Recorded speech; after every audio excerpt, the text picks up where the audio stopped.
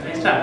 ठीक, तो आज हम बात करेंगे क्लास 11th बायोलॉजी में चैप्टर रूट सिस्टम में रीजन्स ऑफ रूट।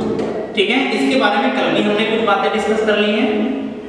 आज इस टॉपिक को फिर एक बार दोबारा देखते हैं। ठीक है, हमारा जो मेन टॉपिक है वो है रीजन्स ऑफ रूट।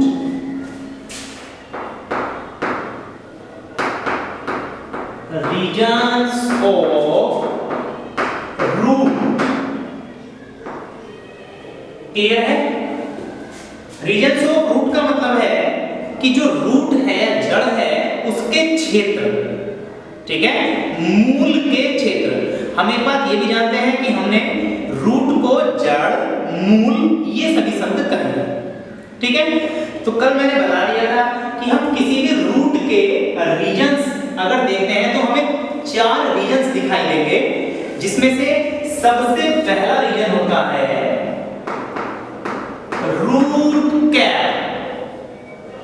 ठीक है, ये बनेगा, हमें रूट कैप देखना है।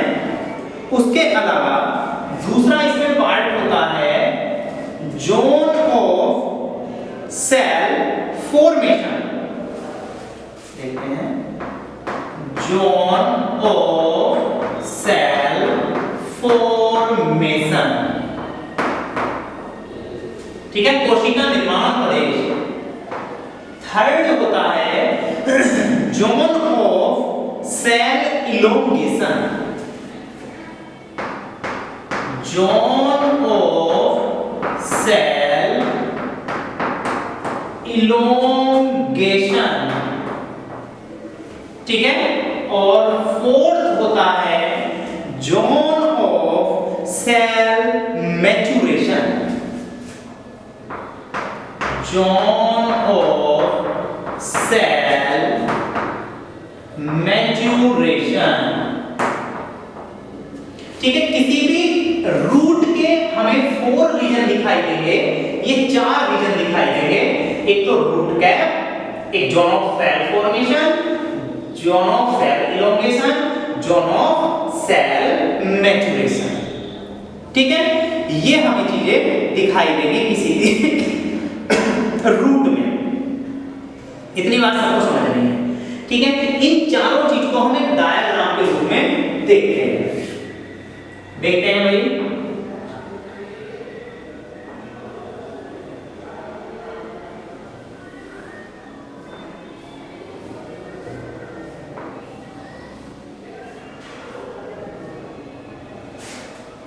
ठीक है, यहां देखेंगे ये जो पार्ट है, ठीक है, रूट का शीर्ष भाग, इसके ऊपर एक टोपी नुमा संरचना पाई जाती है, जिसे हम बोलते हैं, ठीक है, ये जो चीज मैंने बनाई है इसे मैं बोलूंगा रूट कैप। ठीक है, ये रूट कैप क्लियर है। अब रूट कैप के जस्ट पीछे वाला भाग, ये वाला क्षेत्र, इसे हम बोलते हैं जोन ऑफ सेल फॉर्मेशन।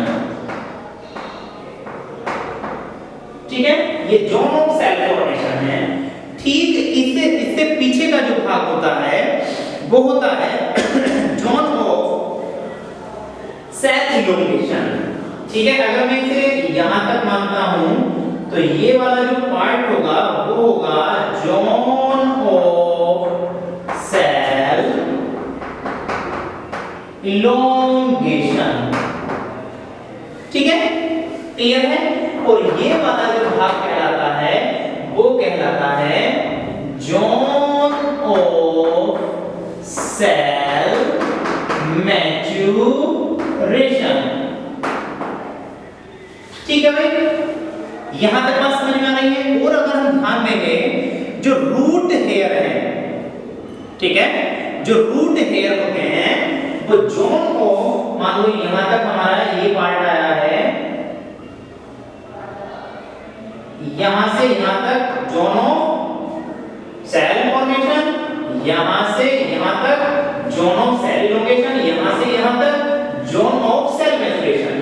तो जोन ऑफ सेल मैचुरेशन से ही क्या निकलते हैं, रूट हेयर। ठीक है, ये रूट हेयर है। ये क्वेश्चन पूछा जा सकता है कि भाई जो रूट हेयर हैं किसी भी रूट के अंदर वो कौन से जोन से निकलते हैं, तो हमें पता होना चाहिए वो निकलेंगे सेल मैचुरेशन वाले जोन से। ठीक है,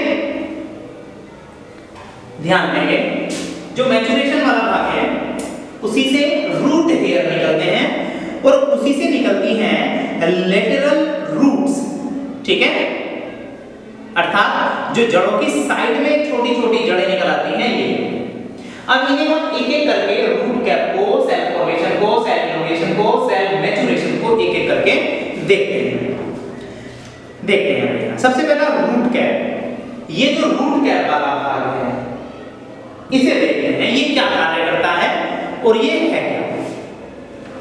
देखो, किसी भी रूट के अगले सिरे पर एक टोपी नुमा संरचना पाई जाती है। ठीक है, जिसे हम रूट कैप कहते हैं। ठीक है, इतनी बात ध्यान रखेंगे। ठीक है, अब एक बात ये आ रहा है कि इसका कार्य क्या है, ये क्या काम करेगी। तो ध्यान देंगे ये रूट कैप, ये जो जोन ऑफ सेल फॉर्मेशन है, अर्थात जो सेल का मेरिस्टेमेटिक भाग है जिसमें लगातार डिवीजन होता रहता है, उसकी सेल, ठीक है, बहुत ही थिन सेल वॉल वाली होती है। अर्थात उनकी जो कोशिका भित्ति होती है वो बहुत ज्यादा पतली होती है। ठीक है, अगर वो मिट्टी में, कंकड़ में उनके अंदर जब धसेगी मिट्टी के अंदर की ओर, तो वो मेरिस्टेमेटिक सेल उसके फ्रिक्शन से, मिट्टी के घर्षण से क्या हो सकती है, डैमेज हो सकती है, वो नष्ट हो सकती है सेल। तो उन सेल को बचाने के लिए ये रूट कैप पाया जाता है। समझ में आ रही है हमारी बात। जैसे देखो तुम्हारी बुक भी बता रही है कि यह जड़ के अगले सिरे पर एक छोटी, पतली व चिकनी टोपी के आकार का होता है जिसे हम रूट कैप कहते हैं। यह जड़ों के सिरों पर स्थित कोमल कोशिकाओं को नष्ट होने से बचाता है। तो मैंने बताया जो यहाँ की सेल होगी जोन ऑफ सेल फॉर्मेशन वाली, वो बहुत ज्यादा थिन सेल वॉल वाली होंगी। ठीक है, और उन पर हल्का सा भी घर्षण लगने के साथ वो डैमेज हो सकती है। अगर वो डैमेज हो जाएंगी तो फिर जो ये हमारे रूट है, ठीक है, इसकी ग्रोथ नहीं हो पाएगी क्योंकि ग्रोथ पार्ट यही है, यहीं पर ग्रोथ हो रही है, यही सेल डिवीजन करती है। ठीक है, तो इन सेल को बचाने के लिए प्रत्येक सेल के ऊपर ये पाया जा रहा है क्या, प्रत्येक रूट के आगे पाया जा रहा है रूट कैप। समझ में आया है। अब हम बात करेंगे रूट कैप के बाद zone of cell formation. Zone of cell formation, तो जोन ऑफ सेल फॉर्मेशन में हमें पता है कि ये रूट कैप के ठीक पीछे वाला जोन है। ठीक है, आर्यवासन में ये ठीक पीछे वाला भाग है और इसमें लगातार सेल डिवीजन होता रहता है। ठीक है, इसमें क्या होता रहता है, सेल डिवीजन होता रहता है। तो हमें ये बात भी ध्यान रखनी है और नई कोशिकाएं यहीं से बनती रहती है। ठीक, इनकी जो सेल होंगी वो बहुत छोटी होंगी, गोल होंगी, थिन सेल वॉल होगी, ये हमें ध्यान रखना है। ठीक है, एक बार फिर दोबारा सुन लेंगे। जो जोन ऑफ सेल फॉर्मेशन है, इस जोन की सेल्स छोटी होती हैं। ठीक है, उनमें सेल बहुत थिन होती है, उनमें जो प्रोटोप्लाज्म होता है वो डेंस होता है, घना होता है, और इनमें वैक्यूल, ठीक है, कम पाई जाती है या नहीं पाई जाती है, ये बात भी हमें ध्यान रखनी है। ठीक है, उससे हम आगे की ओर चलेंगे, जोन ऑफ सेल इलोंगेशन। ठीक है, अब इस क्षेत्र में जो सेल पाई जाएंगी, इस जोन में जो सेल पाई जाएंगी, इलोंगेशन का मतलब होता है बड़ा होना, लंबा होना।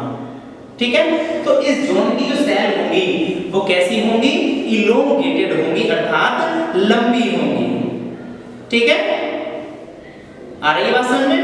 और यही सेल डिवीजन करने के बाद, ठीक है, कुछ सेल इलोंगेट हो जाएंगी, अर्थात वो दूसरे क्षेत्र में चली जाएंगी, जिसे हम बोल देंगे जोन ऑफ सेल इलोंगेशन। अर्थात यहां पर जो सेल थी वो ऐसी थी और जोन ऑफ सेल इलोंगेशन में सेल हो जाएंगी ऐसी। क्लियर है? ये बात समझ में आ रही है? इनकी सेल वॉल थिक होने लगेगी क्योंकि अब इनमें डिवीजन तो होना नहीं है, ठीक है। इनमें बैक्टीरियल आने लगेगी क्यों, अब इन्हें फूड भी रिजर्व करने की आवश्यकता पड़ जाएगी, ये बने करते हैं।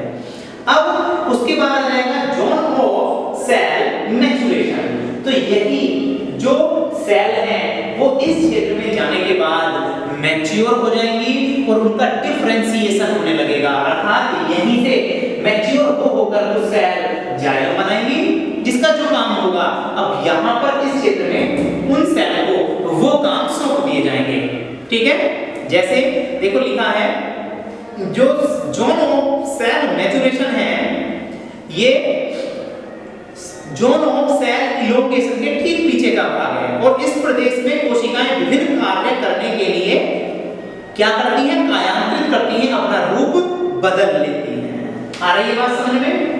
इसे मैं बहुत कम शब्दों में एक एक लाइन में बताना चाहूं तो root cap zone of cell formation का प्रोटेक्शन करेगा ताकि वो मेरिस्टेमेटिक सेल डैमेज ना हो। जोन ऑफ सेल फॉर्मेशन, यहां पर मेरिस्टेमेटिक टिश्यू पाया जाएगा और ये लगातार डिवीजन करेंगी, अर्थात यहां नई नई सेल का फॉर्मेशन होगा।